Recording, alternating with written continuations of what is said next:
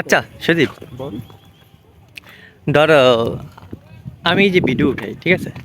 এখন এই ভিডিওতে দেখা যাইতেছে যে অনেক কাপলস, ঠিক আছে, বা অনেক কিছু যারা আছে, যারা তাদের ফ্যামিলিকে না জানিয়ে ঘুরতে এসেছে। এখন আমার এই ভিডিওতে তারা উঠে গেছে। এখন আমি ভিডিওটা তো ছাড়বো, ঠিক আছে? এখন ছাড়ার পর যদি তাদের ফ্যামিলি কেউ একজন যদি আমার ভিডিওটা দেখে, তখন কি হবে? ভাবস এটা যদি করা সেন্সিটিভ ফ্যামিলি হয়ে থাকে, হুম।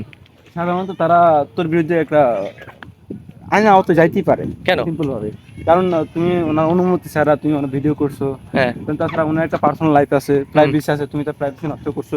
হুম। এটা তোমার ইয়া না, তোমার এটা অপরাধ। কিন্তু আমার অপরাধ, তো আচ্ছা। এটা অপরাধ না, তুমি আমি এটা মানি না। প্রাইভেসি নষ্ট করা কেন?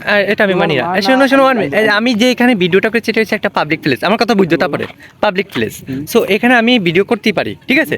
এখন কথা হচ্ছে, যদি তোমার সেই রকম সেনসিটিভ ফ্যামিলি থাকে, বা সেরকম যদি রেসপেক্ট ফ্যামিলি থাকে, তো সেক্ষেত্রে তুমি সেরকম একটা নীরব পরিবেশে যাও, না, ঠিক আছে? পাবলিক প্লেসে না। এটা তুমি ধরো একজন সাংবাদিক এখানে তোমার সংবাদ কভার করতে আছে, ঠিক আছে?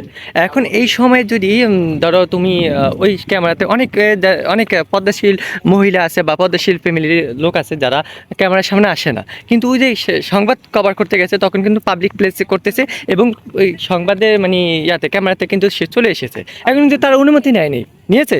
নেয়নি, আমি কারণ এটা একটা পাবলিক প্লেস। তুমি আমার কথা বুঝো, পাবলিক প্লেস। সো এখানে এটা স্বাভাবিক হবেই। এখানে তো আমার দায়ভার নয়। তোমার যদি সেই রকম রেসপেক্টলি কোনো ফ্যামিলি থাকতো, বা তোমার ওই ধরনের ফ্যামিলি, তো তুমি দূরে কোথাও যাও, দূরে বা মানে নিরব পরিবেশে যাও। এটা আমি মানি না। কেন আমার নামে মামলা করবে? তুমি তুমি তোমার তোমার যদি না, তোমার যদি সেই ফ্যামিলি হয়, তুমি কেন পাবলিক প্লেসে আসবা?